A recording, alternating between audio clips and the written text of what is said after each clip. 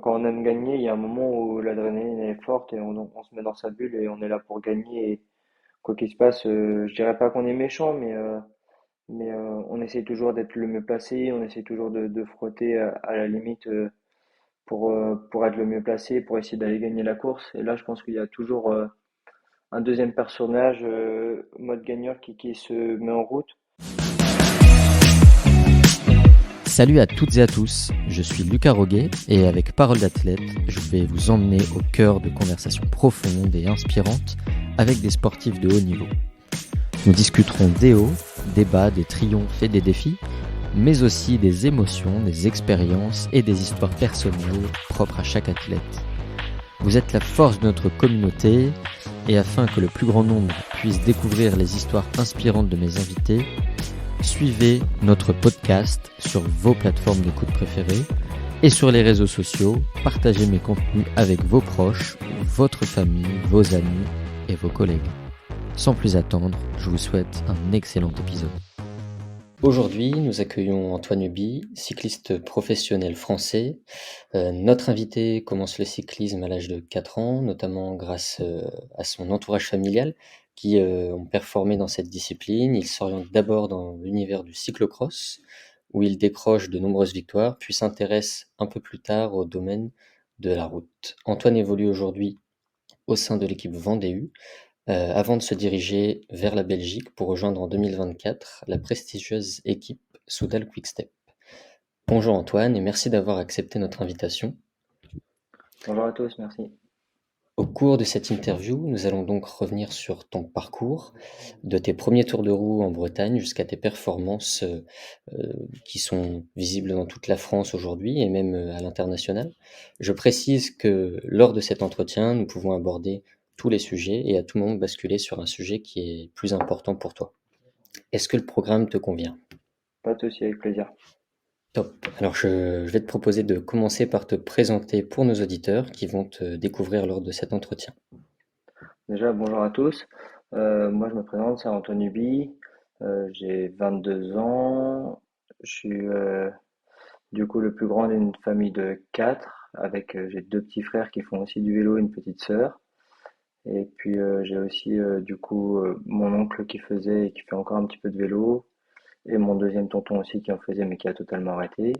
Je suis originaire de Bretagne. Maintenant, je vis aussi à Nice un petit peu pour m'entraîner au soleil. Et puis en dehors du vélo, je touche à pas mal de choses. Donc voilà ce qui peut me représenter un petit peu et ce qui fait partie de moi aujourd'hui. Super, bah, merci beaucoup de cette présentation qui était très intéressante et très complète. Et d'ailleurs, c'est super que tu parles du coup de tes débuts. Si je ne me trompe pas, tu commences le cyclisme à 4 ans. C'est venu plutôt d'une envie personnelle ou comme tu le disais juste avant, c'est vraiment ta famille qui t'a inspiré t'illustrer, on va dire, et à commencer ce sport à l'âge de tes 4 ans? Non, je pense que déjà pour commencer, j'ai fait du vélo très tôt. J'ai jamais utilisé les petites roulettes. Ça, c'est quelque chose avec mes parents qui avaient voulu mettre. Et j'ai jamais voulu faire le vélo avec les petites roulettes. J'ai fait directement sans les petites roues, très jeune. Et puis après, je pense qu'à force d'aller regarder toutes les courses, tous les dimanches, que ça soit l'été comme l'hiver, parce que mon papa et mon oncle faisaient déjà du cyclocross eux aussi. Je pense que ça m'a beaucoup inspiré aussi. Mais à la base, mon père surtout ne voulait pas que je fasse du vélo. Du coup, j'étais inscrit au baby basket. Et j'en ai fait jusqu'à l'âge, je crois, des 5 ans, je crois, 5 6 ans. Pendant 2 ans, j'ai dû faire. Mais les sports collectifs, je crois, plus jeune, m'intéressaient pas forcément. J'avais déjà envie de quelque chose avec un peu plus d'adrénaline ou surtout si il y avait une erreur de fait qu'elle vienne de moi.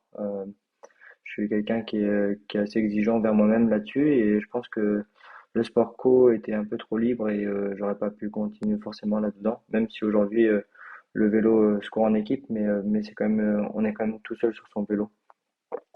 Donc non, le vélo est venu après surtout avec l'âge pour que je le fasse vraiment plus sérieusement, mais au début oui, je faisais aussi du basket et en même temps du vélo. J'ai fait pas mal de courses à pied aussi.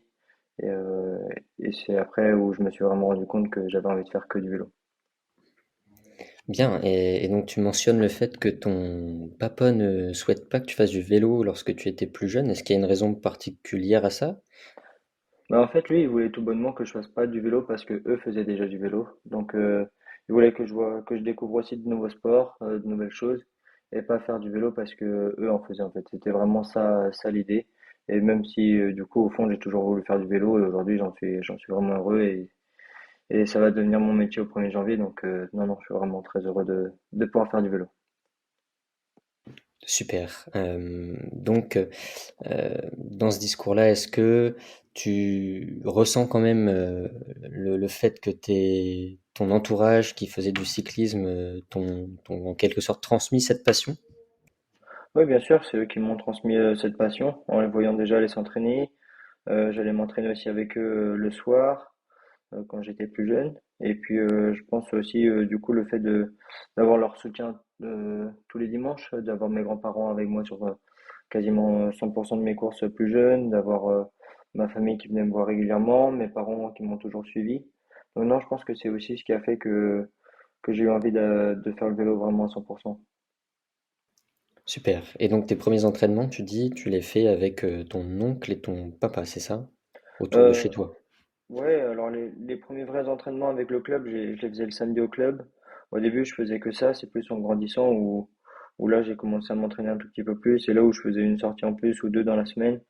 Et vers allez, je dirais les poussins, Benjamin, où j'allais de temps en temps le lundi soir avec eux et avec mon oncle et mon papa. Mais sinon, je me souviens, plus jeune, je faisais énormément de gymkhana. C'est une discipline qui est dans les courses jeunes et qui est encore d'actualité d'ailleurs. Et même si les épreuves ont un peu changé, mais en gros, c'est un parcours avec des quilles et le but c'est d'aller le plus vite possible sans faire tomber de quilles. Donc j'ai fait beaucoup de gymkhana petit et je pense que c'est ce qui fait aussi que qu'en grandissant en cyclocross, j'ai eu des facilités à être habile et à être technique aussi. Très bien. Et donc d'ailleurs, lorsque tu étais, on va dire, au début de cette passion-là, quand tu pratiquais donc le vélo, tu te voyais plutôt, enfin, soit tu te voyais ou tu étais plus à l'aise dans quel domaine? Tu étais plutôt un sprinter, un grimpeur, puncher? Aujourd'hui, je crois que, si je me trompe pas, c'est plutôt la montagne ou les radars qui te plaisent, puisque tu as plutôt un profil de puncher grimpeur, mais à l'époque, c'était déjà le cas? Ouais, je pense qu'à l'époque c'était déjà le cas, même si c'est très difficile de s'en rendre compte chez les jeunes, parce qu'au final, dans toutes les courses, on n'a pas de vraies courses de montagne et on n'a pas dans toutes nos courses en Bretagne, il y a des petites bosses donc et ça arrive souvent au sprint. Donc au final, on ne sait pas vraiment où se mettre, mais on a déjà des petites préférences. Moi, j'aimais déjà bien les bosses, donc ouais, je pense que j'étais déjà au moins puncher. Après sprinter, j'ai jamais été vraiment, même si j'aime bien le sprint, j'aime bien la physionomie du sprint et l'adrénaline du sprint. Mais bon, j'ai jamais été un grand sprinter quand même et je gagnerai jamais un grand sprint massif. Même si on le sait pas, mais en tout cas, je préfère, oui, vraiment le punch, ça depuis toujours. Et après, je pense avec les années, je suis devenu un petit peu grimpeur aussi et c'est quelque chose qui me plaît beaucoup.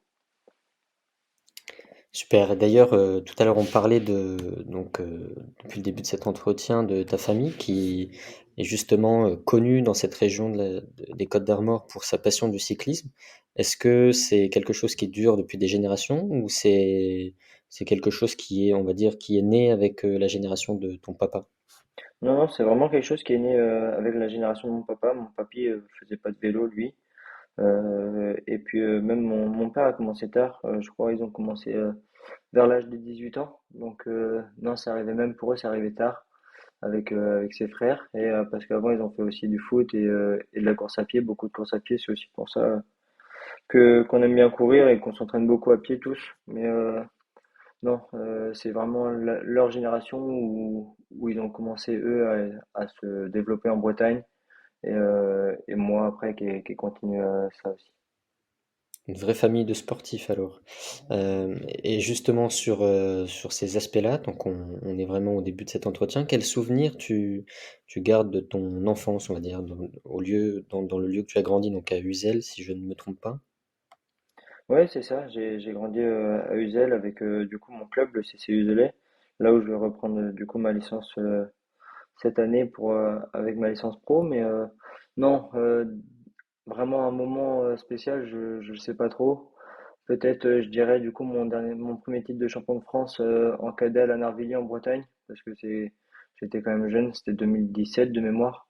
Et puis j'étais encore dans mon petit club, donc je pense que je dirais ce moment-là, un moment le plus fort. Mais après, j'ai passé vraiment plein de bons moments et vraiment définir un moment, ça je crois que je ne saurais pas faire pour l'instant. D'accord, très bien. Hem et donc toujours à cette période donc de la jeunesse, on va dire, quel était ton idole? Donc si je ne me trompe pas également, tu as commencé donc par le cyclo-cross dans ta carrière. À ce moment-là, c'était déjà des personnes, issues de ce milieu-là qui t'inspiraient ou tu avais quand même des idoles qui pratiquaient le vélo dans d'autres disciplines? Heu, je regardais plus, le Tour de France quand même. Chez moi, on regardait pas trop, la télé et encore moins le cyclo-cross. On regardait le Tour de France, mais petit, j'ai pas de souvenir regarder beaucoup le vélo. C'est pas quelque chose qui m'intéressait vraiment. Je passais vraiment beaucoup plus de temps dehors, à aller aider mon grand-père ou quelque chose. J'ai toujours passé beaucoup de temps dehors et jusqu'à très tard, je regardais pas en fait les courses de vélo à la télé, même si j'avais forcément des idoles dans le vélo. Je dirais en cyclocross, il y avait Sven Nys, même si je voyais très très peu ses courses parce que je les regardais pas tout simplement. Et puis en Bretagne, il y avait Florian Lecor et Mathieu Boulot, que je voyais du coup beaucoup plus souvent, et du coup c'est pour ça que je les suivais beaucoup plus. Et c'est eux qui nous donnaient envie, je pense, de faire du vélo encore à plus haut niveau. Bien, toujours on est toujours dans cette première partie où on va vraiment te découvrir, on va dire, plus en profondeur. Est-ce que je suppose que tu as fait des études et si j'ai bien, on va dire, révisé mes leçons, tu as fait des études dans le domaine de la forêt, de la nature? Ouais, c'est ça. Moi, après du coup, mon brevet, je suis parti en bac pro. Je suis vraiment pas quelqu'un qui aime passer du temps sur une chaise d'école. C'était quelque chose qui était assez rébarbatif pour moi et c'était vraiment pas quelque chose qui me plaisait. Du coup, j'avais cherché un bac pro qui pouvait me convenir et passer du temps dehors, c'était quelque chose qui était important pour moi. Et du coup, j'avais trouvé ce bac pro qui m'a bien plu. En plus, c'était pas très loin de chez moi et puis j'avais aussi comment je faisais du VTT là-bas en option. J'avais option VTT du coup 2 heures par semaine avec un professeur de matière pro pour moi et qui était aussi prof de VTT là-bas, Jérôme Coupé, qui lui est descendeur. Du coup, j'ai passé vraiment des bonnes années là-bas et du coup, j'ai fait un bac pro GMNF, c'est la gestion du milieu naturel et de la forêt. Et, euh, et ça, ouais, c'était quelque chose qui m'a bien plu, même si du coup, après, j'ai arrêté pour faire du vélo, mais oui, c'est quelque chose où je suis content et je pense que le jour où j'arrêterai le vélo, que je monte une entreprise de paysagiste ou même de forestier, c'est quelque chose ouais, qui pourrait me plaire. OK, on sent bien le rapport avec l'extérieur qui est assez fort, du coup dans ta personnalité. Comme tu le disais, tu es vraiment pas une personne qui aime, rester assis, comme tu le mentionnais tout à l'heure à l'école, plutôt, un caractère qui est, on va dire, basé, sur, les expériences que tu peux mener par toi-même à l'extérieur et pas du tout à l'intérieur, on va dire. Hem, D'ailleurs, à cette époque-là, comment tu concilies études et sport? Donc tu disais que tu faisais du VTT, tu avais une option VTT. Est-ce qu'au-delà de cette option VTT, tu pratiquais déjà le vélo? Tu avais un autre sport? Non, non, bien sûr, je pratiquais déjà le vélo aussi, hein. Je m'entraînais déjà de 4 fois semaine en plus de la course du dimanche. Donc, je m'entraînais souvent le lundi, mardi je faisais du coup la section, mercredi j'avais mon entraînement et puis vendredi je rentrais chez moi en vélo après l'école. Souvent il y avait soit ma maman, soit ma mamie qui venait me chercher, récupérer ma valise parce que j'étais interne. Et moi, je rentrais en vélo après chez moi. Et puis le samedi, j'avais l'entraînement encore avec le club qui n'était pas forcément très conséquent. Ou alors j'allais déjà sur une Coupe de France ou plus haut, même une Coupe du Monde, ça pouvait m'arriver avec l'équipe de France. Du coup, le samedi et puis la course le dimanche, quoi. Tu parlais tout à l'heure, de ton premier club, le CC Uzelay. Donc tu commences en cyclo-cross avec, ce club-là, c'est ça? Moi, je commence en cyclocross et sur la route, du coup, j'ai fait les deux. Il n'y avait pas une discipline qui t'attirait plus que l'autre à cette époque-là? Tu étais vraiment sur les deux domaines de manière égale, on va dire? Ouais, je pense que je faisais les deux domaines de manière égale parce que il y avait le Challenge 22, c'est une course qui est faite pour les jeunes dans les Côtes d'Armor, dans mon département. Et ça, il y avait pas mal de manches. Je sais plus dire exactement le nombre de manches, mais je courais pas mal sur la route aussi. J'ai toujours bien aimé la route, même si je pense, que je gagnais un peu moins. Du coup, j'aimais un peu moins à l'époque, mais maintenant, même, il n'y avait pas de tactique de course comme il y a maintenant. C'était beaucoup plus court, donc les courses étaient différentes. Et je pense que ça m'animait moins que le cyclocross. Et je pense que ouais, le cyclocross, je préférais le cross plus petit.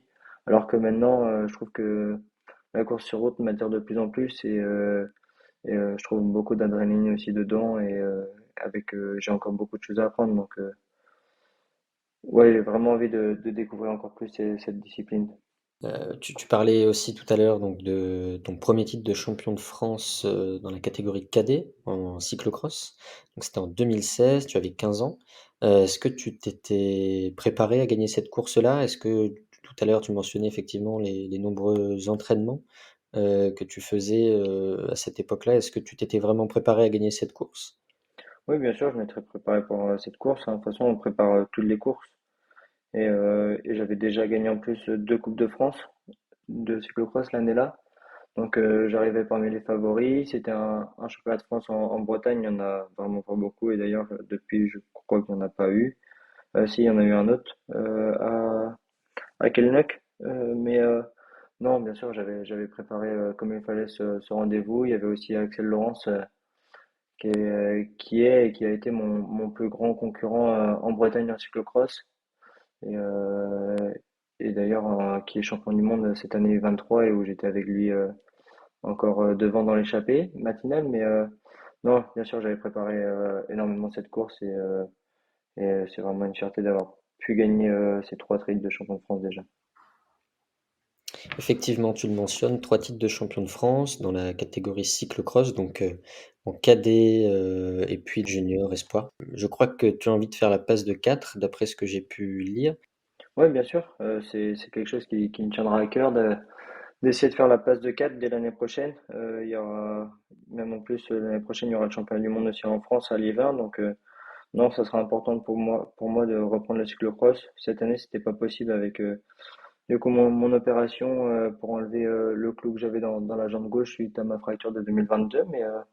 Mais l'année prochaine, j'aurai à cœur, oui, de revenir faire du cyclocross et de bien préparer le championnat de France pour un jour essayer de ramener ce quatrième titre et chez les élites. Et le dernier qui me manque est être le premier Français à pouvoir faire cette passe de 4. À ce titre-là, je crois que l'année où tu remportes les championnats de France cyclo-cross en junior, tu changes de club. Tu vas au VC Pays de Loudéac où tu rencontres, un certain Olivier Bougnoux, le manager de l'équipe. Quel rôle dirais-tu qu'il a joué dans les années que tu as passées dans ce club? Après, moi, j'étais pas beaucoup en contact avec lui quand même parce que lui s'occupait de l'ADN sur la route. Moi, j'étais encore que junior, donc c'était pas lui qui s'occupait de nous. Euh, et du coup, moi, j'ai évolué beaucoup avec les juniors. J'ai quand même eu un très beau calendrier et je remercie pour ça l'ancien président Jean-Yves Maudo qui faisait tout pour nous, pour les juniors. On était vraiment ses petits-enfants, il nous prenait comme ses petits-enfants aussi, même s'il y avait son petit-fils avec nous. Du coup, il nous préparait vraiment un très beau calendrier et on avait accès à vraiment déjà des courses internationales et on faisait toutes les courses nationales en France. Donc, non, non, vraiment content d'avoir pu évoluer aussi avec le VCP Loudéac parce que c'est ce qui m'a fait aussi découvrir plus la route et déjà c'est aussi ce qui m'a fait découvrir le monde pro. J'avais pu faire un stage avec BNB Vital Concept au moment-là. Donc j'avais déjà fait un stage pro pendant le Tour de France, une année où ils faisaient pas encore le Tour. Donc non, non, j'ai passé 2 bonnes années là avec mon directeur sportif qui était Frédéric Guimard et qui s'occupait aussi à merveille de nous. Donc ça, c'était vraiment top. On avait vraiment une bonne équipe aussi en junior. Donc c'était vraiment des belles années aussi. On sent que tu retiens une belle et une bonne expérience de ces années-là, en tout cas, comme tu l'as mentionné avec le président du club, c'est ça? Et puis ton directeur sportif. Euh, Ensuite, en 2020, donc tu rejoins la formation Cross Team Legendre. Tu deviens, alors si je ne me trompe pas, professionnel dans la discipline du cyclocross à ce moment-là? Ouais, c'est ça. Alors, on est professionnel, c'est assez spécial parce que alors l'équipe elle est pro cyclocross, mais il faut savoir que dedans dans l'équipe on n'était pas tous payés. Moi, j'étais pas payé au début non plus. J'étais payé que ma deuxième année.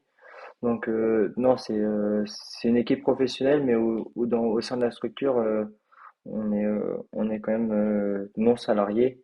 Mais ce qui nous permet d'avoir le nom de la structure, en fait, nous permettait de faire vraiment toutes les courses de plus haut niveau et aussi de pouvoir faire d'aller sur tous les plus gros déplacements de la saison, faire des déplacements à l'étranger. J'ai pu, quand on avait besoin de points ici, on allait en Suède, j'ai pu aller aussi en République tchèque. Donc, non, non, on faisait beaucoup de gros déplacements aussi avec le cross team.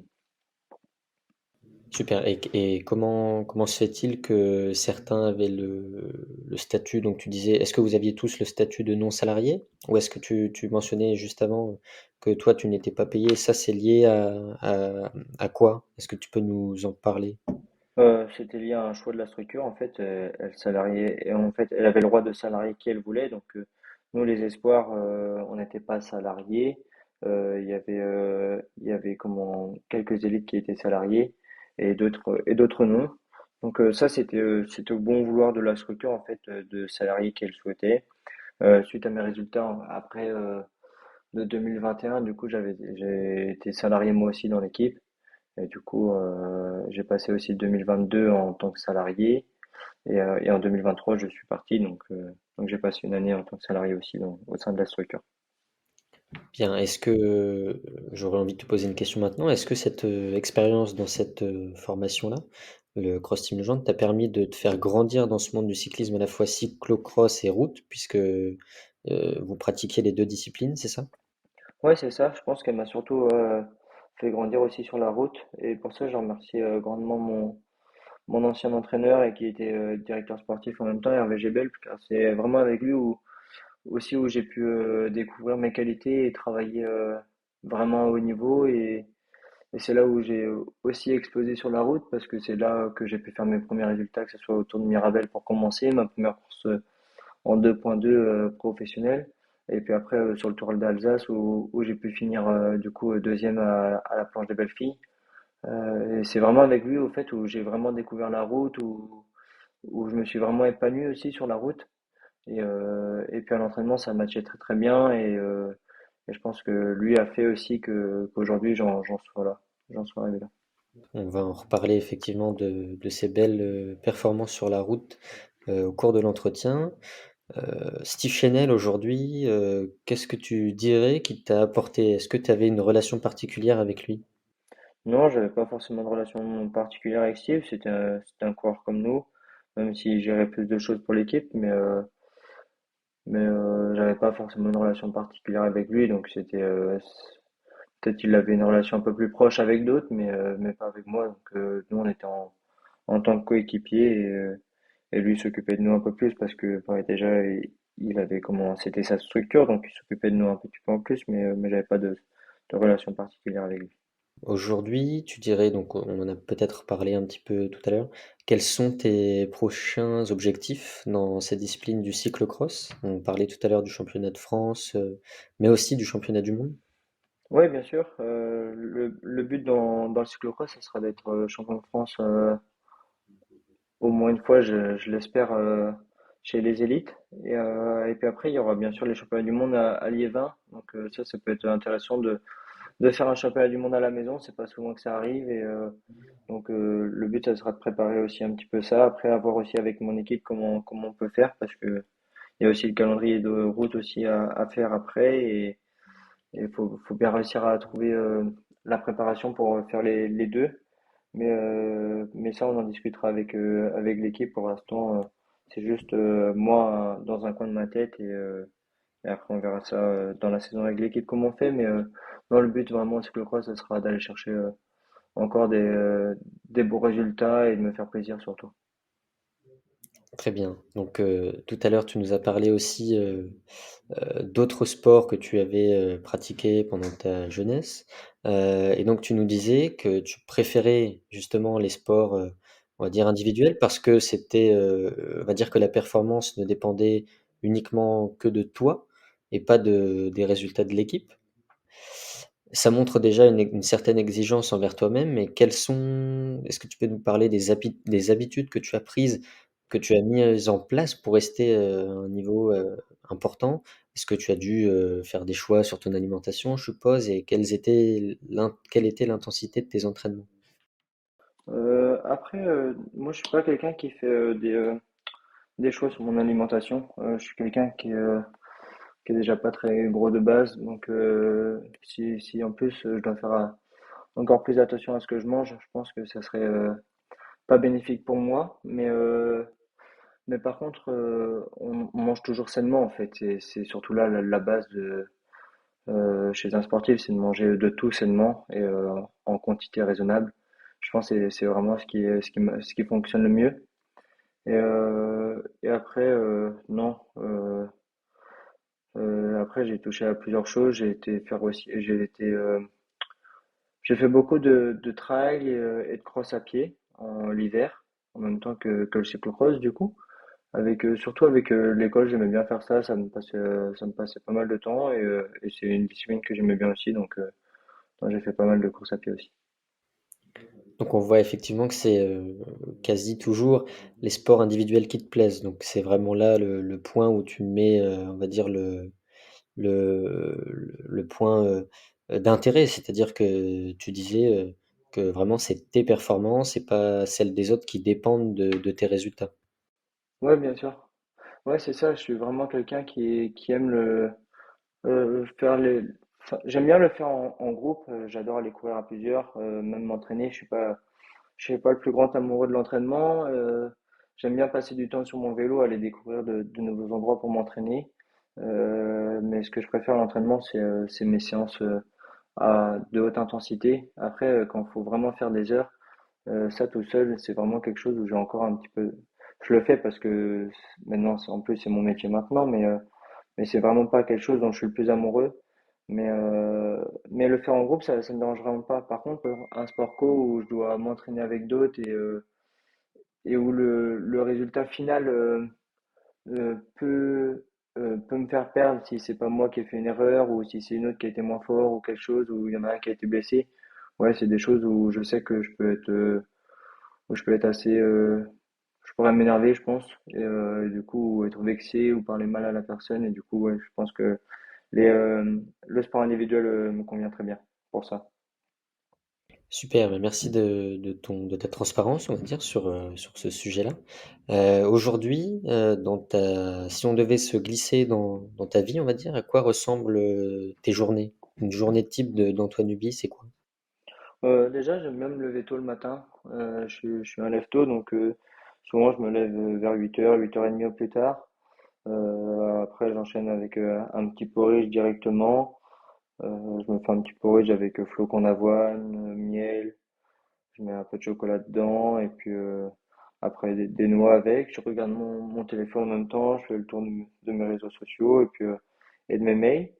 Après, je vais aller faire, si par exemple je dois rouler, je vais partir rouler directement dans la foulée après, pour pas rentrer trop tard. J'aime pas forcément rentrer très tard. Et après, une fois que je vais avoir rentré, si par exemple j'ai 2h30 à faire, il va être souvent j'essaie de rentrer pour midi, midi et demi. Je me fais à manger, je prends ma douche. Et puis après l'après-midi, en début d'après-midi, j'aime bien me faire une sieste. Souvent je sieste pendant 30 minutes. Même des fois je peux prolonger à 1 heure si vraiment je suis fatigué. Et puis après, si j'ai des rendez-vous, bah, je gère mes rendez-vous l'après-midi ou j'occupe mon après-midi. Je vais aller marcher, je vais aller faire, si j'ai des courses à faire, je vais faire des courses ou autre chose. En fait, je vais passer mon temps, en fait, si des fois je dois laver mon vélo ou, en fait, les petites choses du quotidien que monsieur tout le monde a, en fait. Donc, voilà où je passe mon après-midi. Le soir, je vais remanger et puis je vais pas me coucher trop tard aussi. Je suis pas, du coup, vu que je suis plutôt un lève-tôt, je suis pas trop un couche-tard et, pense qu'à 22h30, souvent, je mets les voiles et je dors. Très bien, super. Est-ce que tu penses que ce mode de vie-là va être amené à changer, avec ton départ, chez la Soudal Quick-Step?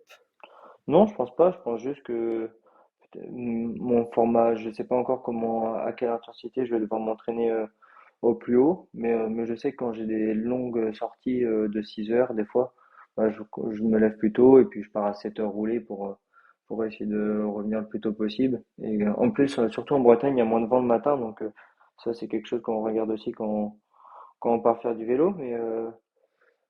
Mais non, je pense pas que ça va changer beaucoup. Peut-être ce qui va changer, c'est mes plus grands déplacements, et la récupération derrière, faudra voir comment la gérer au mieux. Mais ça, pour l'instant, je peux pas le dire encore, et c'est quelque chose que je vais travailler avec mon entraîneur et qui va m'être conseillé aussi au fur et à mesure de la saison. Si aujourd'hui on devait trouver, on va dire, une différence entre le Antoine Nubi cycliste et le Antoine Nubi de la vie de tous les jours, quelle est-elle? Est-ce qu'il y a une différence entre ces 2 Antoine ou est-ce que c'est vraiment, comme on peut le découvrir peut-être depuis tout à l'heure, une seule et même personne qui fait ça, qui fait ces 2 choses-là? Non, je pense que sur le vélo, il y a quand même une autre personne qui se met, comme tout le monde. Quand on aime gagner, il y a un moment où l'adrénaline est forte et on se met dans sa bulle et on est là pour gagner. Et quoi qu'il se passe, je dirais pas qu'on est méchant, mais on essaie toujours d'être le mieux placé, on essaie toujours de frotter à la limite pour être le mieux placé, pour essayer d'aller gagner la course. Et là, je pense qu'il y a toujours un deuxième personnage, mode gagneur, qui se met en route. Mais après, une fois que la course est passée, oui, je retrouve, je dirais l'Antoine un peu tranquille. Et ça, ouais, c'est quelque chose en fait qui fait partie de moi, et la tranquillité et pas de stress. C'est quelque chose que j'arrive bien, très très bien à gérer. Je suis très rarement stressé. Et ça, ouais, je dirais que ça fait partie de moi aussi. Très bien, bah, merci encore une fois pour cette transparence.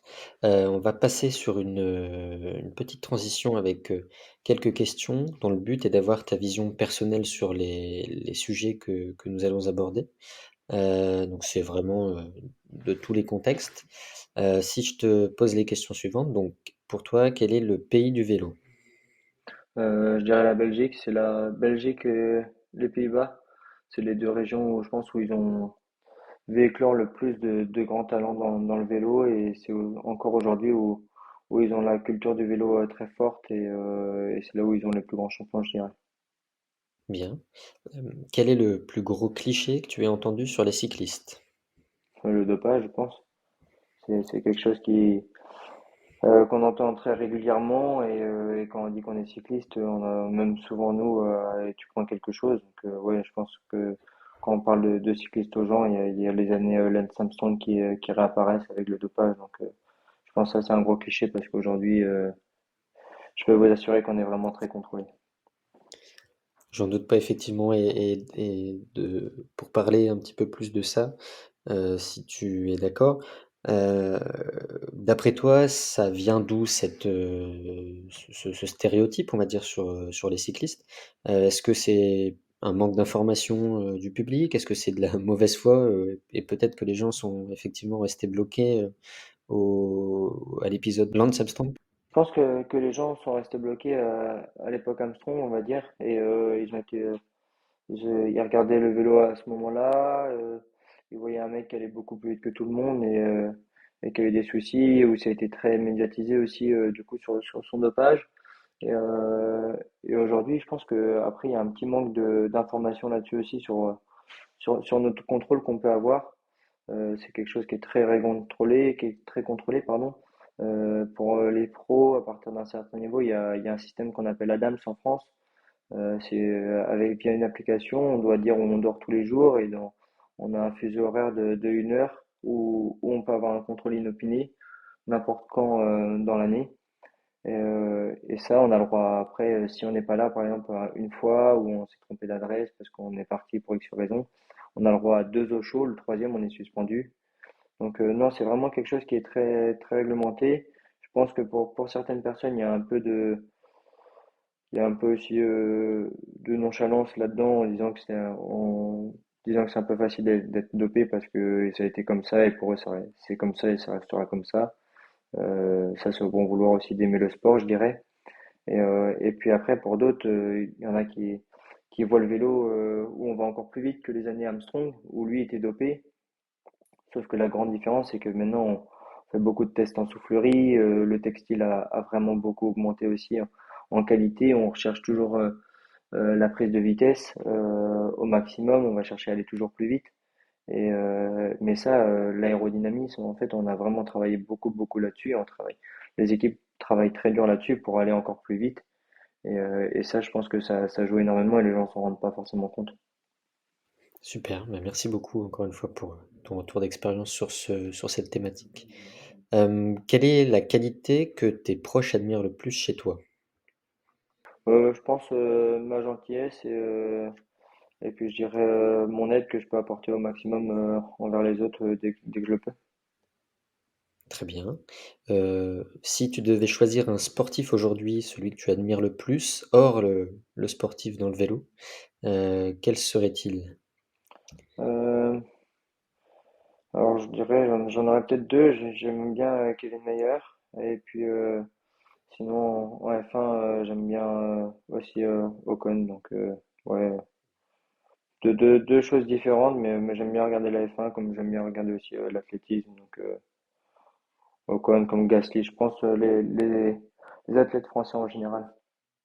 D'accord. Et si, on devait se restreindre au milieu du vélo, aujourd'hui, quel est ton sportif, ton cycliste que tu admires le plus?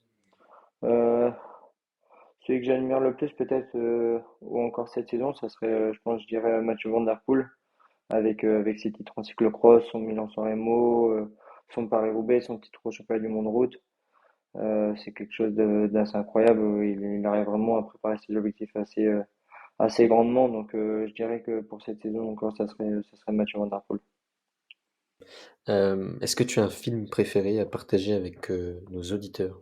Ah, je suis le plus grand fan de Shooter Tireur d'élite. C'est mon film préféré, vu au moins 10 fois, je pense. Est-ce que tu lis? Oh, je lis un petit peu les livres sur les cyclistes. Et les sportifs en général, mais très peu de lecture. Je suis vraiment pas un grand lecteur, même si ça serait le plus grand rêve de ma mère, je crois, mais non, c'est quelque chose que je déteste contrairement à elle. Je le lis quand vraiment j'ai plus rien à faire et que je m'ennuie vraiment, mais il faut vraiment qu'il fasse très mauvais et que j'ai plus rien à faire pour ouvrir un livre. OK, donc le meilleur temps pour lire, c'est vraiment, quand il pleut des cordes, quoi. Ah ouais, et qu'il me reste plus rien à faire, que tout soit fait dans la maison nickel et que j'ai vraiment plus rien à faire pour ouvrir un livre en fait. Et il faut vraiment que ou que je sois très malade parce que sinon c'est très rare. On va finir avec 2 dernières questions sur ce volet-là. Quelle est aujourd'hui ta plus grande peur? Oh, je dirais une très grosse chute sur le vélo avec un très grave accident. Mais c'est pas quelque chose auquel je pense donc je dirais ça et autrement me faire mordre par un serpent, je crois. C'est vraiment quelque chose que j'aime pas. Et où est-ce que tu te rends lorsque tu as besoin de te ressourcer? Ah, le bord de mer direct. C'est vraiment un lieu très relaxant où soit je peux aller plonger et je vais plonger en mer. Et là, il y a cette sensation de liberté où on oublie tout. Mais même marcher le bord de mer et regarder la mer, c'est vraiment quelque chose de très ressourçant et où en fait tous les problèmes peuvent s'éloigner et on pense plus à rien. Donc non, le bord de mer sans hésitation. Et tu as un endroit plutôt favori, on va dire, au bord de mer? Ouais, bien sûr, on a tous nos endroits un peu favoris, je dirais. Donc ça, c'est des lieux à chacun. Mais ouais, on a quand même des lieux avec des vues préférentielles pour aller s'installer. OK, ça marche, super. On va passer maintenant du coup à ton histoire sur le vélo de route. Donc fort de ta détermination sur le cyclo-cross, et déjà sur la route, tu poursuis ta carrière, en tant que cycliste, et ton premier résultat remarqué, ta troisième place au championnat de Bretagne junior en 2019. Est-ce que tu me confirmes cette info? Oui? Je vois que tu fais oui de la tête. Ouais, c'est ça. Je pense, ouais, c'est un de mes premiers gros résultats sur la route, même si dans les jeunes catégories, j'ai déjà été champion de Bretagne en poussin. Mais c'était totalement différent parce qu'il y avait trois disciplines. Il y avait du coup le gymkhana où on a pu discuter tout à l'heure. Après, il y avait une épreuve de vitesse, je crois de mémoire un sprint de 60 mètres ou quelque chose comme ça, arrêté. Et il y avait la course en ligne l'après-midi, mais c'était très court. Je pense que vraiment mon premier gros résultat sur la route, ouais, je pense que ça restera cette troisième place au championnat de Bretagne avec du coup Axel Laurence qui gagne le sprint devant Thibaut Nervez et où Thibaut, lui, a une vie totalement différente de moi et Axel parce qu'aujourd'hui, il est chef d'entreprise et il continue encore le vélo d'ailleurs en DN1. Mais moi et Axel, on est tous les deux chez les pros et on passe tous les deux en World Tour l'année prochaine, lui avec Alpecin Phoenix et moi avec Soudal Quickstep. Donc, non, je pense que ça restera mon premier gros résultat sur la route et en plus avec des personnes que je côtoie encore, surtout dont Axel. Donc, très fier de ça. On va effectivement aussi reparler de d'Axel Laurence que tu mentionnes depuis plusieurs fois tout à l'heure. Et puis la révélation, on va dire, se fait lorsque tu vas, comme tu nous l'as raconté tout à l'heure, lorsque tu vas prendre le maillot jaune lors de la troisième étape du Tour d'Alsace en 2021. Est-ce que tu peux nous raconter comment s'est passée cette étape entre Vesoul et la planche des Belles-Filles? C'était une étape que j'avais repérée avec mon équipe et mon entraîneur, où on avait fait un stage en amont. Moi, je me sentais très bien. J'avais pour grand objectif de faire un gros résultat à cette étape-là. Donc, j'avais prolongé encore mon stage chez mon entraîneur, personnellement, ou lui, avec lui. Et où j'allais rouler avec lui aussi parce que c'est un grand amoureux de l'entraînement, lui. Il teste toutes ses séances et tout. Donc, il fait vraiment les choses bien pour ses athlètes il les faisait aussi très très bien pour moi au maximum de ce qu'il pouvait. Dès qu'il pouvait nous appeler, il passe un moment avec nous. Et, euh, c'est quelque chose qu'on avait vraiment bien repéré, qu'on avait étudié. Et cette journée s'est passée comme on le voulait en fait après sur le vélo parce que elle est partie, il y a eu une échappée qui s'est formée, on prenait la route des Mille Étangs, une route qui est pas forcément facile. Et c'est pas une très belle route, on n'a pas eu de crevaison contrairement à plein d'autres équipes. Après, je sais plus, on montait les Chevrières, je crois, de mémoire, juste avant la planche des Belles-Filles. Là encore, il y a eu une chute dans la vallée juste avant où on évite la chute.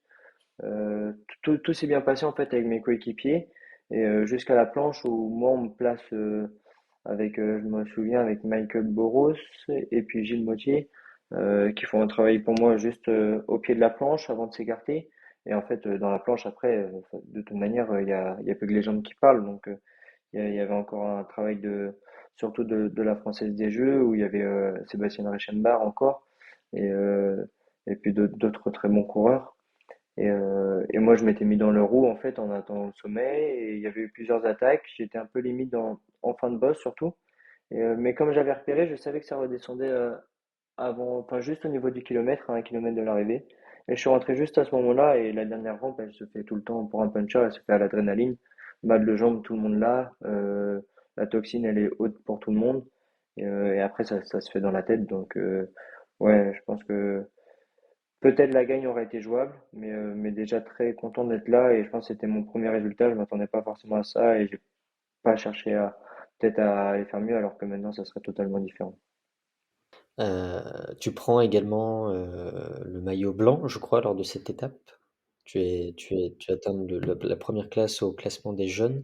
Ça en dit déjà, on va dire long sur ton envie, ta détermination de bien faire lors de ces courses-là. Tu nous parlais tout à l'heure de justement de détermination d'un autre Antoine qui se transforme lorsque tu mets ton casque et que tu montes sur ton vélo.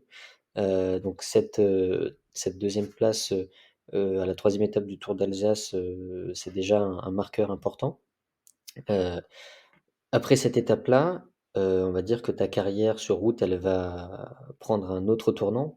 En 2022, tu vas te classer 13e au général du Tour de Grèce et pour l'année 2023, tu te tournes vers l'équipe Vendée U pour la saison route, où tu prendras, la deuxième place lors de la mythique course flandrienne Liège-Bastogne-Liège dans la catégorie espoirs. Tu vas aussi terminer deuxième au classement général de la course qui s'appelle la Flèche du Sud et tu vas remporter la course de la paix en juin 2023. Est-ce que tu réalises les performances que tu as réalisées cette année? Les réaliser, ça reste assez compliqué parce qu'on en veut toujours plus. Même si je suis très content de ma saison, j'ai quand même pas levé les bras sur une étape. Ça reste quand même mon regret de la saison parce que bah, on veut toujours gagner et je suis quelqu'un qui aime gagner aussi. Donc ça reste mon regret de la saison, mais dans l'ensemble, je peux pas. Je pense qu'il y a beaucoup de monde qui aimerait aussi avoir ma saison, mais c'est quelque chose que j'ai aussi préparé avec mon équipe, où j'ai fait des sacrifices de mon côté aussi pour pouvoir faire ces courses-là et être au top niveau sur ces courses-là. Donc non, je suis content de ma saison. Le seul regret, voilà, c'est de pas avoir gagné, mais la course de la paix restera un souvenir pour moi gravé très longtemps parce que déjà c'était avec l'équipe de France. J'ai découvert des nouveaux coéquipiers pour cette course-là parce que j'avais jamais couru. Pour certains, j'avais jamais couru avec d'autres. Pour d'autres, j'avais déjà couru, mais on se connaissait pas forcément. Et, euh, et donc, non, ça restera vraiment un grand moment de ma saison. Donc cette année, effectivement, si on résume un petit peu ta saison, c'est une victoire donc sur la course de la paix, 6 podiums et pas moins de 16 top 10. C'est plutôt pas mal comme première année, en tout cas comme année avec Vendée U, je voulais dire. Euh, donc tu viens de nous dire ce que tu en pensais. On va dire que sur cette saison, même si tu dis que tu en veux plus, c'est quand même très bien, à moins que tu me dises que que c'était pas top. Est-ce que la question que j'allais te poser maintenant, c'est est-ce que quelqu'un en particulier a cru en toi plus que les autres dans tout ce parcours jusqu'à aujourd'hui? Ou, enfin, je suppose que tu as toujours eu quand même on va dire un cocon autour de toi avec ta famille qui te soutient. Mais est-ce qu'il y a toujours eu quelqu'un qui t'a toujours dit, «Bah, écoute, Antoine, je crois en toi, je sais qu'un jour tu vas» est-ce que c'était un rêve d'ailleurs? Est-ce que tu vas réaliser ton rêve en devenant professionnel? Est-ce que c'était un rêve pour toi? Euh, bon, déjà, pour commencer, je pense que le fait d'avoir toujours été régulier, même sur la route, si je gagnais pas beaucoup ou autre, ou si je faisais pas beaucoup de route, j'ai toujours été régulier.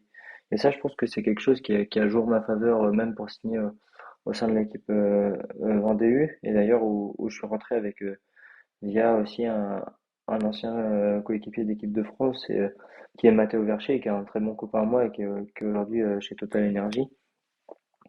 C'est lui qui avait parlé de moi avant début parce que du coup en juin 2022 je me casse le fémur et là j'ai plus d'équipe et la seule équipe enfin la seule non l'équipe qui faisait qui avait un calendrier pardon qui m'intéressait le plus c'était Vendée U donc c'était l'équipe où moi je souhaitais vraiment rentrer et eux ont cru en moi donc ça déjà je les remercie pour ça. Après je pense que les personnes qui croient en nous forcément le plus ça restera notre famille et nos parents je pense parce que eux, dans tous les cas, ils croient en nous et ils pensent qu'on est le meilleur.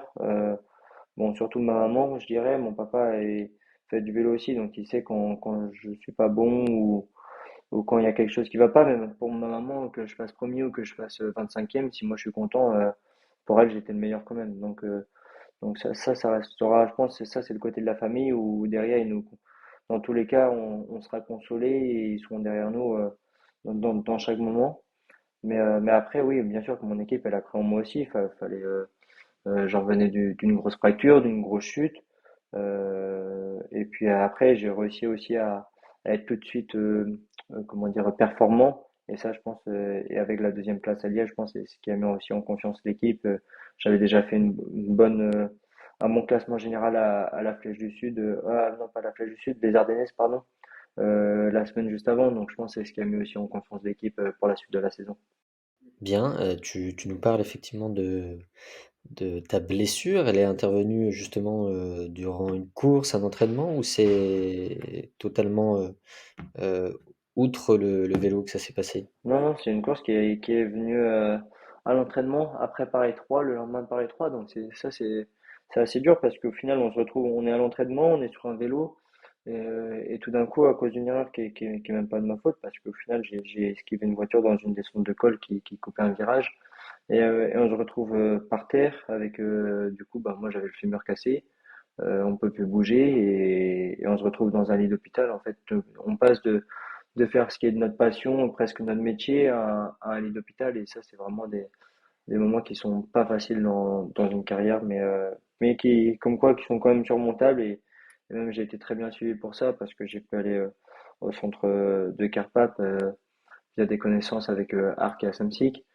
qui m'ont permis de rentrer dans un des plus grands centres de formation et surtout le plus grand en Bretagne, à Carpap. Donc non, pour ça, j'ai été vraiment très bien suivi, j'ai eu une très grosse rééducation.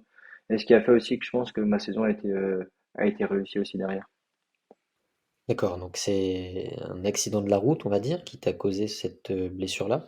On parle beaucoup aujourd'hui du partage justement de cette route entre, tous les utilisateurs, que ce soit des cyclistes, des vélos, des piétons, ou même, pardon, des cyclistes, des piétons ou des automobilistes. Est-ce que toi tu es, confronté à ce genre de problème sur la route lorsque tu t'entraînes?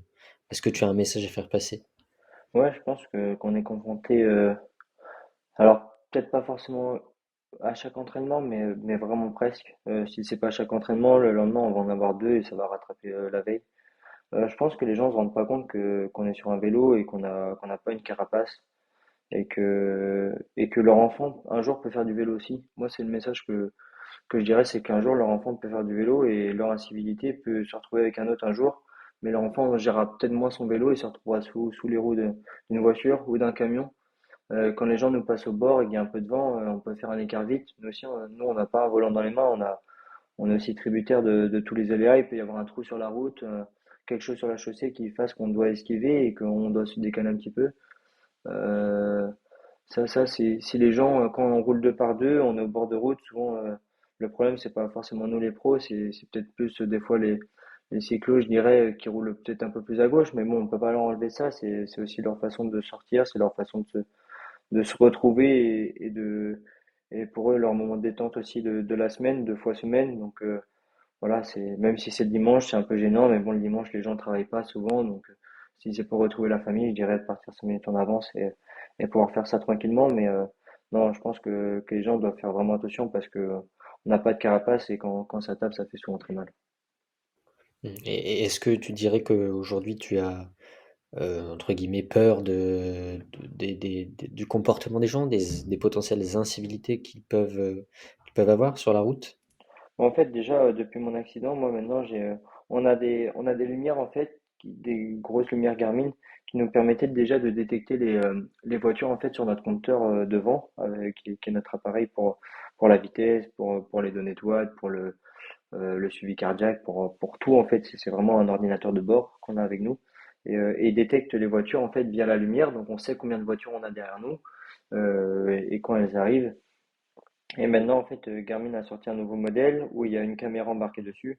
Et en fait, maintenant, c'est vraiment quelque chose qu'on utilise beaucoup et que beaucoup ont acheté, même si c'est un investissement parce que pour nous, c'est quand même 400 euros la lumière, donc c'est pas rien.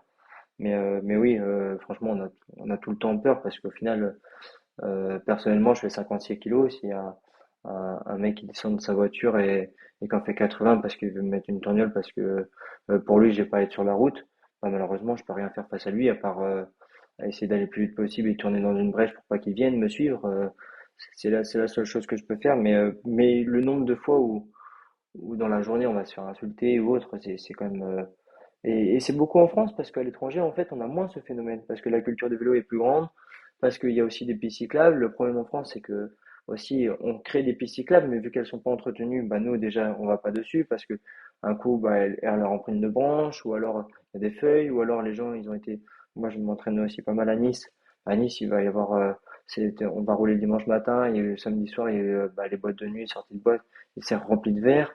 Et au final on se retrouve sur la route, mais ça c'est aussi de la faute des incivilités des gens. Les gens auraient peut-être un peu plus de civilité je dirais les communes françaises prendraient un peu plus à cœur le vélo pour les gens, bah, ils feraient peut-être un peu plus attention aux pistes cyclables, peut-être qu'on passerait plus de temps dessus aussi, et ça, je pense, c'est ce qui changerait aussi un petit peu la chose du vélo. Effectivement, ouais, je suis assez d'accord avec ce point de vue-là, la culture du vélo, elle est, comme tu l'as dit, différente dans chaque pays. Et effectivement, dans d'autres pays, elle est beaucoup plus forte qu'en France et c'est ce qui peut, en partie expliquer aujourd'hui les réactions et les comportements des automobilistes. Bon, tant qu'on est sur la culture, on va dire, est-ce que toi tu as une culture, une routine que tu ne rates pas, on va dire, avant une course? Non, ça c'est vraiment différent à chaque fois. Je suis vraiment pas quelqu'un qui se met des routines, à part, bon, bah, j'ai des routines bien sûr sur mon renfo, sur mes étirements, c'est ces choses-là qui sont habituelles pour un athlète, je dirais, parce qu'avant d'être un cycliste, on est un athlète comme un footballeur est un athlète avant d'être un footballeur. Mais non, j'ai pas de routine précise. Je fais les choses comme elles viennent. Le matin, la petite routine, peut-être que je dirais, c'est même pas une routine, c'est une habitude, c'est peut-être me lever au dernier moment. J'aime bien tout préparer mes choses. Je suis quelqu'un qui est assez maniaque et j'aime bien que toutes mes choses soient prêtes la veille et comme ça le lendemain matin je peux me lever à la dernière seconde et pour aller au petit-déj et pour repartir aussitôt. Aujourd'hui, tu pourrais nous dire, est-ce que toi-même tu sais, pardon, à quel moment dans ta vie tu t'es dit que tu voulais faire du vélo, bah, ta vie tout simplement? Je pense que ça c'est venu très tard. Je pense que c'est venu avec mes gros résultats sur la route à partir de 2021. Je pense que c'est vraiment venu là. Cette envie de faire du vélo un peu plus haut et qu'on m'ait ouvert les yeux là-dessus et qu'on m'ait dit bah si t'as les capacités pour le faire. Mais avant j'étais assez sceptique et je préparais ma vie à côté et puis j'étais aussi heureux en fait de quand j'ai fait mon bac pro c'était quelque chose qui me plaisait beaucoup. Donc en fait vu que le vélo j'étais pas encore je gagnais pas tous les dimanches, j'étais pas dans les vues des meilleures équipes du monde déjà ou encore donc, c'était pas quelque chose pour moi qui était logique. Et je pense que ça c'est devenu en fait après mes gros résultats, avec du coup avec le CrossFit Legend et en discutant avec du coup mon ancien entraîneur Hervé Gebel, et où là c'est venu avec le temps, ouais, et où lui aussi m'a beaucoup aidé là-dessus et m'a dit mais si là tu peux faire partie des meilleurs et t'as les capacités pour le faire, quoi. Justement, pour arriver jusqu'à ce niveau-là, aujourd'hui, est-ce que quels sont les sacrifices que tu as dû faire? Est-ce que tu as loupé des moments particuliers en famille, des moments avec peut-être des amis?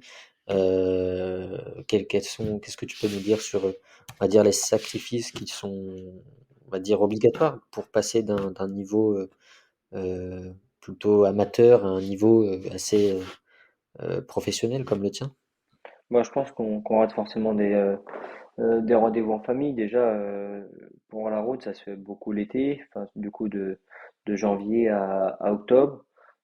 Donc là, de ce moment-là, en fait, il y a forcément une fois où on va être parti en course et il va y avoir un rendez-vous de famille ou quelque chose, ou un repas de famille.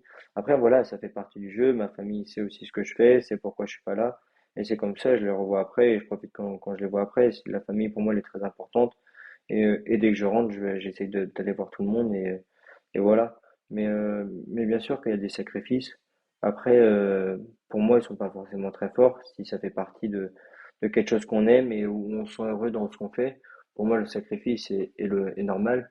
Après, il y a forcément aussi des fois des soirées entre copains. Après, je pense que quand on est athlète, on a beaucoup de copains athlètes aussi.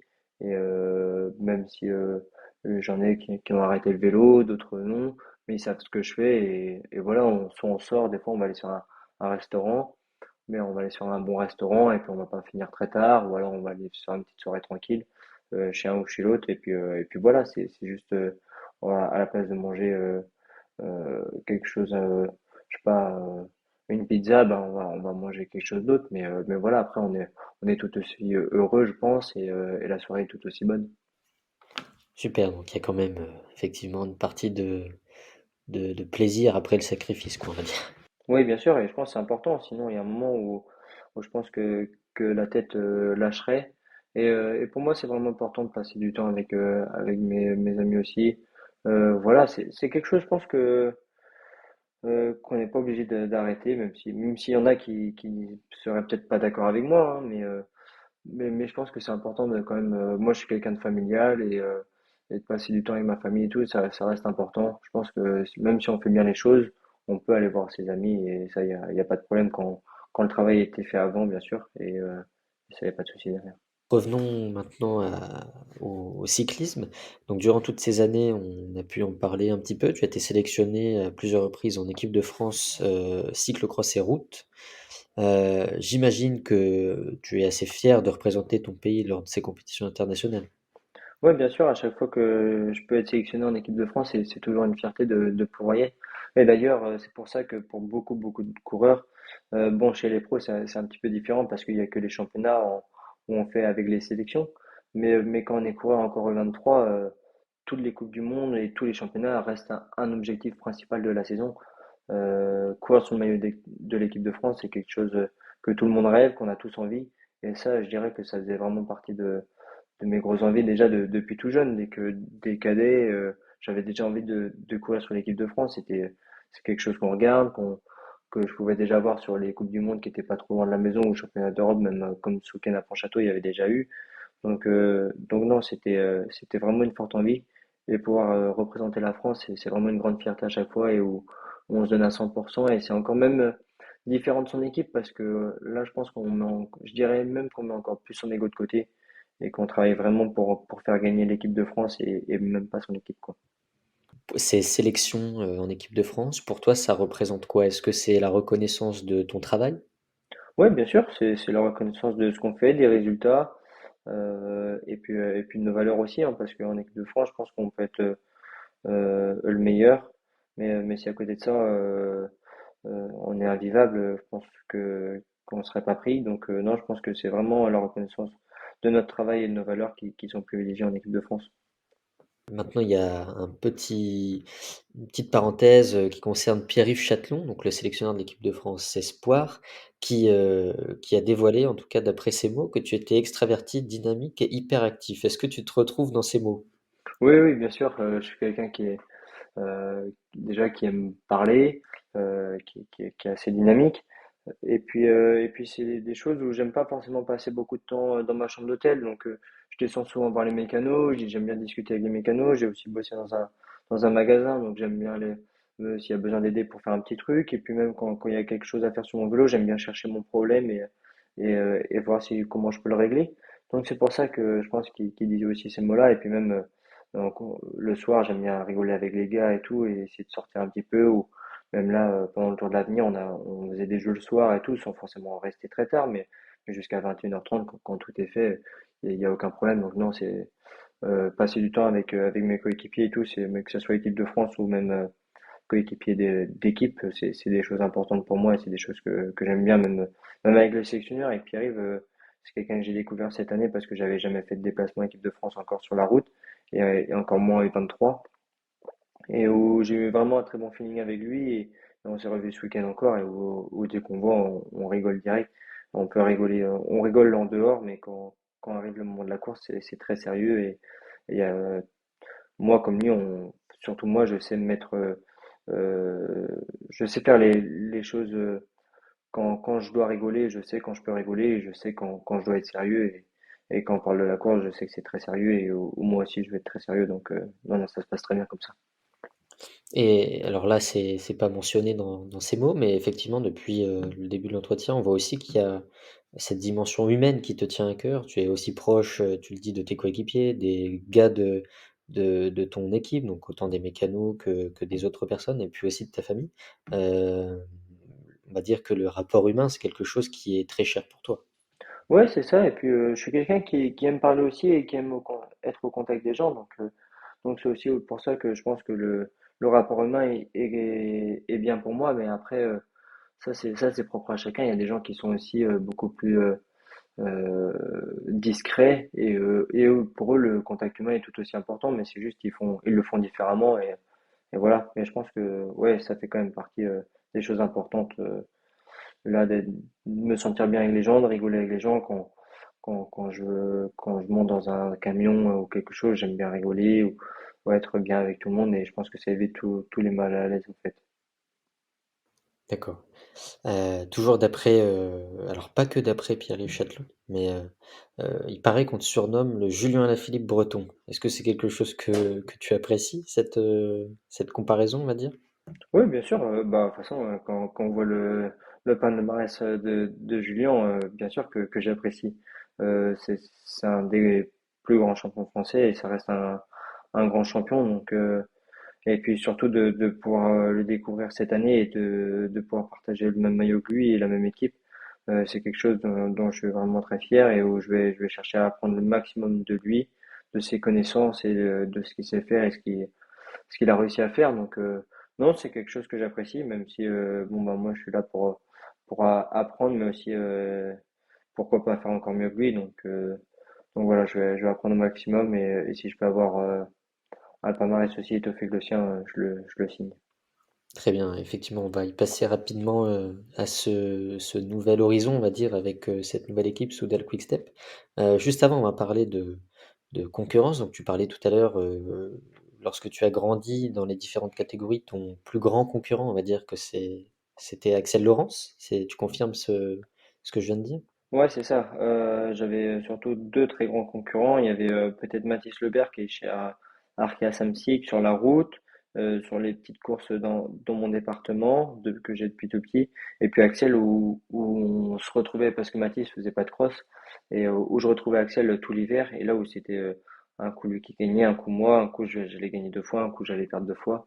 Et c'était vraiment des grands duels, mais tout dans le respect. Et ça a toujours été dans le respect et où d'ailleurs on est très bons copains. Euh, quand on se voit et tout, il y a jamais eu un problème, il n'y a jamais eu un conflit. Et c'est ça aussi qui est vraiment cool, c'est que on est des plus grands adversaires sur le vélo, mais en dehors, après on va boire un café ensemble ou autre, il y a zéro problème. Et c'est ça vraiment que j'apprécie aussi dans ce sport, c'est qu'en dehors il y a des amitiés et ça c'est vraiment cool.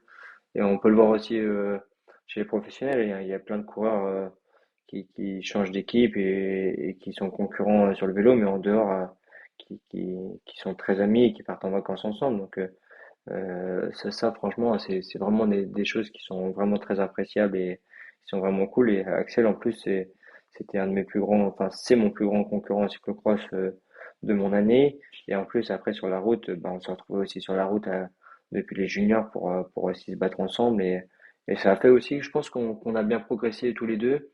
Et c'est ce qui fait aussi, je pense, qu'on en arrive là. Et si peut-être il y en avait eu un des deux qui avait vraiment pris le dessus et qui se serait envolé, peut-être pas qu'on aurait réussi à aller là tous les deux, ou peut-être qu'un, mais le fait d'avoir créé ces batailles et d'avoir évolué tous les deux ensemble, quasiment au même niveau pendant très très longtemps, et encore maintenant, parce qu'au final on se retrouve en équipe de France pour jouer le championnat du monde tous les deux, donc ça veut dire que la marche en nous deux est différente déjà, parce que lui est sprinter puncher et moi je suis puncher grimpeur, donc on n'a pas les mêmes capacités, mais ouais, ça fait vraiment très plaisir de pouvoir courir encore avec Axel et de se retrouver de temps en temps.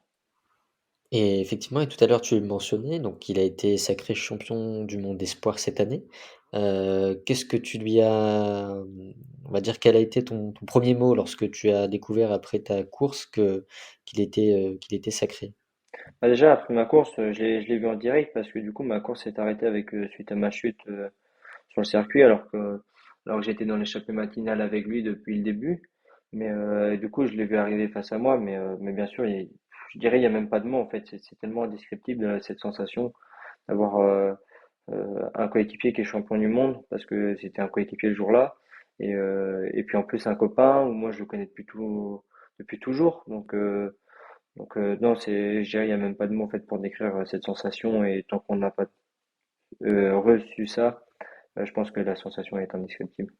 On va passer justement au prochain chapitre de ta carrière qui va se passer donc en Belgique avec la Soudal Quickstep. Comment ça s'est réalisé? Est-ce que tu étais déjà en contact avec cette équipe-là?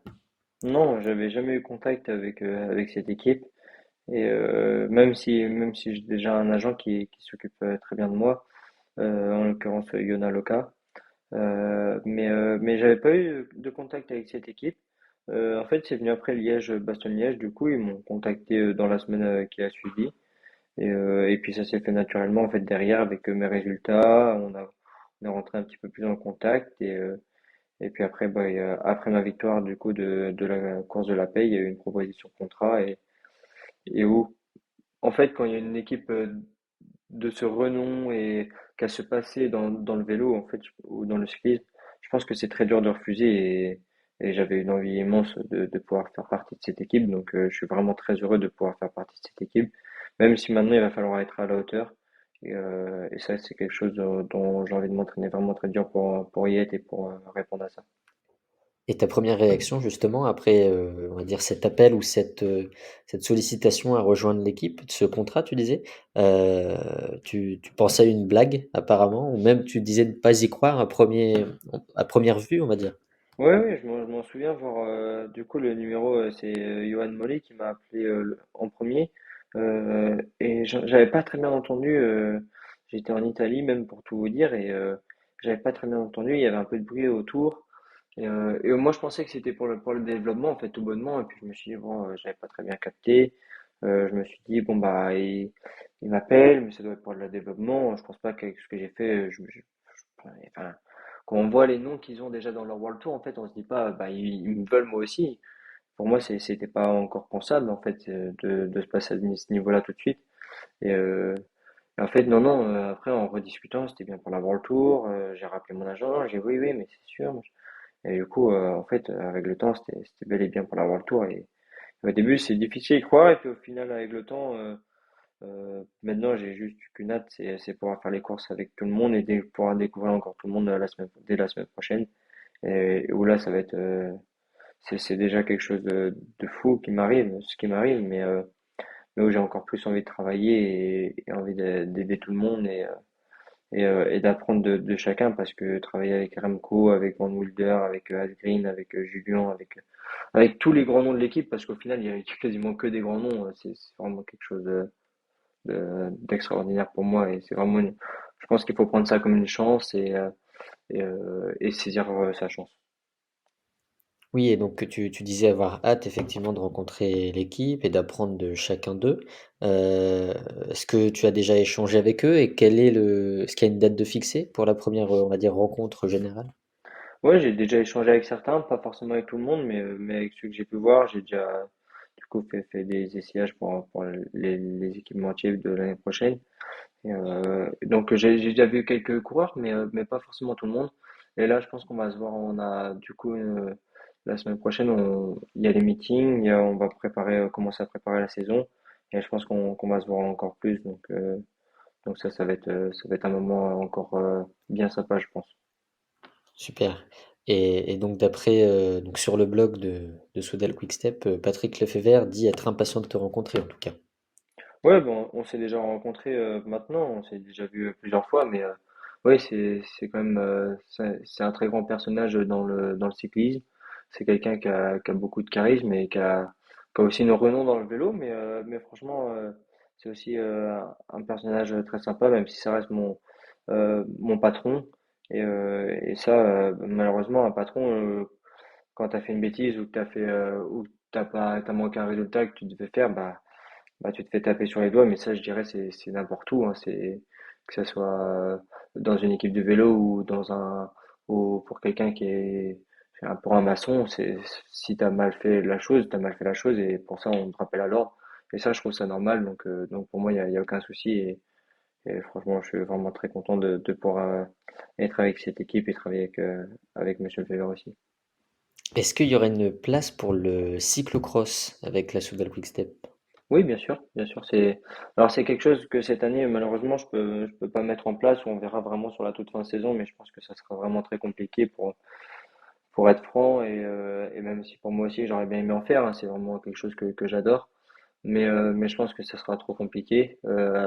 Comme j'ai enlevé le clou, en fait, faut le temps que ma moelle osseuse repousse et que tout soit bien bouché avant de pouvoir envisager de faire du cyclocross. Là, j'ai déjà repris le chemin de l'entraînement, mais j'ai pas le droit, enfin, j'ai le droit à aucun impact sur ma jambe si en cas de chute, tout recasserait. Donc là, ça serait vraiment catastrophique, je dirais. Et donc non, je fais vraiment très attention à ça et je pense qu'il faut mieux savoir rater une saison une fois que de faire une bêtise. On voit encore une fois ce réalisme, j'ai envie de dire, sur la situation en fait de ta part. Pour poursuivre en fait, maintenant, j'aimerais encore te poser une question sur l'avenir. Est-ce que la course ou les courses qui te font les plus rêver sont plutôt des courses à étapes comme le Tour de France? Donc on sait la motivation et l'envie d'un Français à gagner une étape sur, le tour emblématique, le tour qui est le Tour de France? Ou toi tu es plutôt, on va dire, tu préfères plutôt, les courses d'un jour comme le Liège-Bastogne-Liège, là où tu as réalisé ta deuxième place, ou encore le Tour des Flandres, le Paris-Roubaix? Quelle est la course qui te fait rêver aujourd'hui? Je pense qu'il y a différentes choses. Les courses à étapes, c'est quelque chose qui me fait vraiment très envie. Découvrir les grands tours, c'est quelque chose qui m'excite beaucoup aussi. Mais les courses d'un jour, c'est aussi là où j'ai toujours été performant depuis le départ. Et c'est quelque chose aussi que j'aime beaucoup. Donc je dirais cette année, je vais tout prendre, je vais essayer de découvrir le maximum de choses sur les courses d'un jour, les courses à étapes d'une semaine, de 2 semaines, si je peux en faire.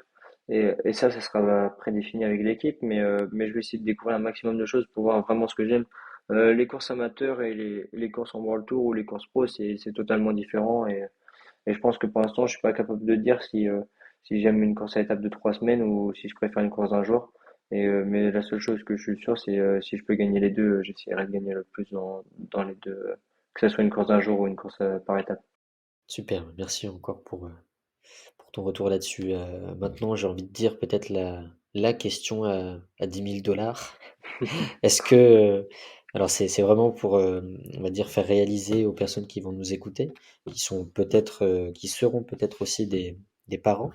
Est-ce que c'est facile de tirer son épingle du jeu, de devenir professionnel dans le vélo? Non, non, clairement, c'est pas facile, je pense, que c'est pas donné à tout le monde non plus. On m'a, alors j'ai travaillé pour avoir cette chance, mais on m'a donné cette chance et c'est quelque chose que je saisirai à 100% parce que c'est un monde de requins, c'est un monde qui est très très dur et il n'y a pas de cadeau à personne. S'il y a quelqu'un qui est blessé un jour et qui peut plus exercer ou qui peut plus être coureur, et ben on attend la fin de son contrat et où on fait une rupture conventionnelle et c'est terminé. On est des coureurs, il y en a derrière moi il y en a des centaines. Le jour où moi je vais plus bien ou je suis plus performant, et ben on prend celui qui sera plus performant que moi. Ça, c'est quelque chose où il faut vraiment être réaliste et où il faut vraiment le comprendre dans sa tête pour pouvoir évoluer au meilleur niveau. C'est que du coup, on est toujours dans la recherche de la meilleure version de soi-même, comme j'en ai déjà dit, et ça, c'est vraiment quelque chose d'important parce que au final, on peut toujours être remplacé et le but, c'est d'être remplacé le plus tard possible ou ça viendra forcément un jour, donc on peut pas dire jamais, mais d'être remplacé le plus tard possible. Donc ça, c'est vraiment important de travailler très dur et de faire les choses à 100% dans ce qu'on fait pour pouvoir rester pro le plus longtemps possible et surtout être performant parce que si on est pro et qu'au final on n'a plus notre place là, déjà d'aller s'entraîner c'est très dur. Se donner à fond dans ses entraînements c'est encore plus compliqué.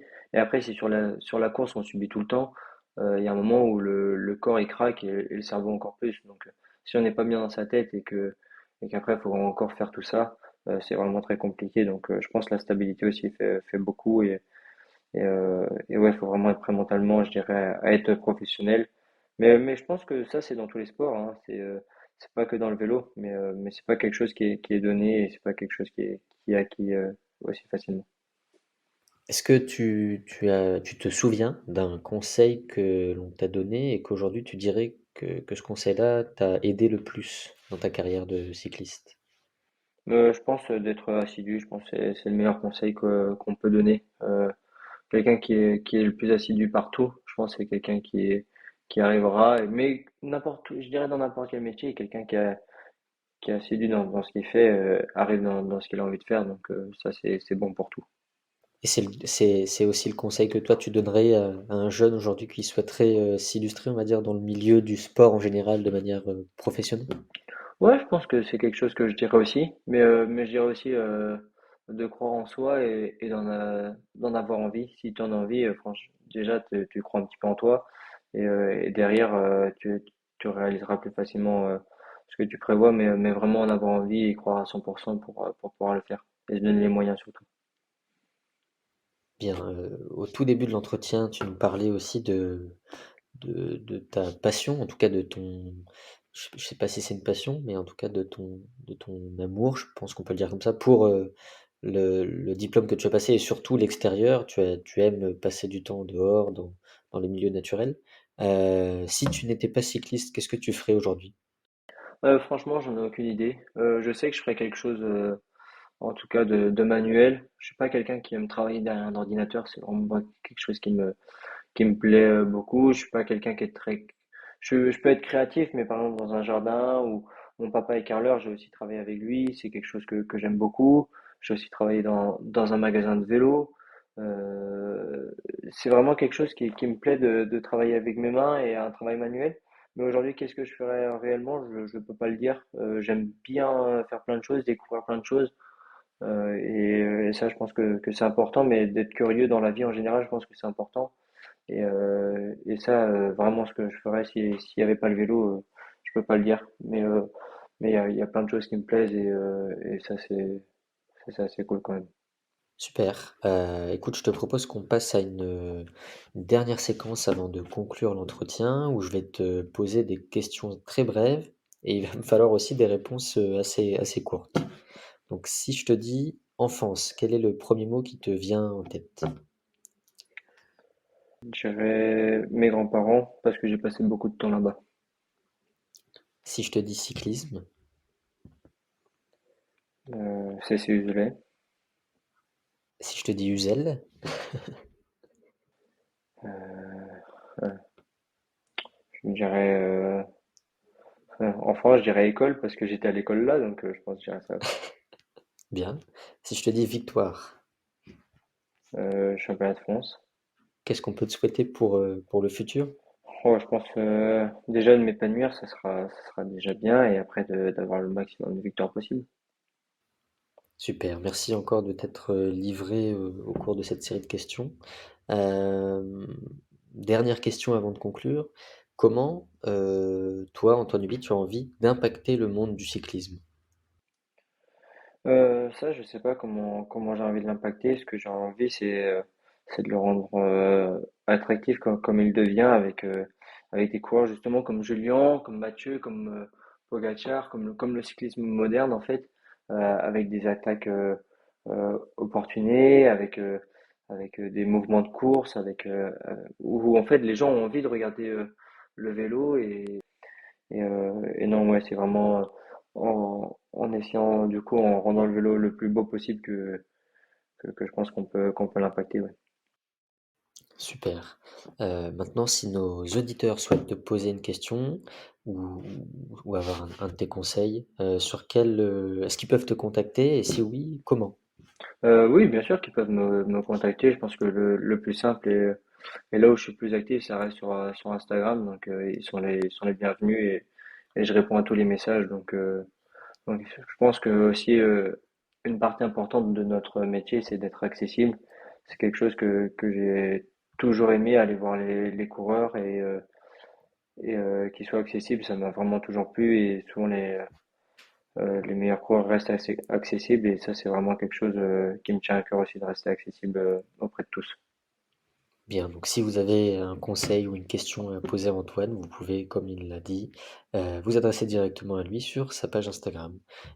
Écoute, il me reste plus qu'à te remercier Antoine d'avoir accepté l'invitation sur ce podcast, Parole d'athlète, et puis à te souhaiter du coup de t'épanouir dans ta nouvelle équipe Soudal Quickstep. Merci à vous et puis j'espère que l'écoute sera pas trop longue et que ça vous intéressera à tous et en tout cas si vous avez la moindre question n'hésitez pas et c'est avec plaisir que je répondrai. Merci beaucoup Antoine, à bientôt, passe une bonne journée. Merci vous aussi, ciao ciao. Bravo, vous avez écouté cet épisode de Parole d'athlète jusqu'au bout. J'espère qu'il vous a plu, inspiré ou appris quelque chose. Si c'est le cas, je compte sur vous pour le partager avec vos proches, laisser un commentaire et mettre la note de 5 étoiles sur votre plateforme d'écoute. C'est ce qui me fait ressortir dans les classements. Si vous souhaitez me suggérer des invités ou simplement me faire part de retours, vous pouvez me contacter via LinkedIn en tapant Lucas Roguet ou via l'adresse mail suivante lucasroguet.paroledathlète@gmail.com. Je suis Lucas Roguet et je vous embrasse.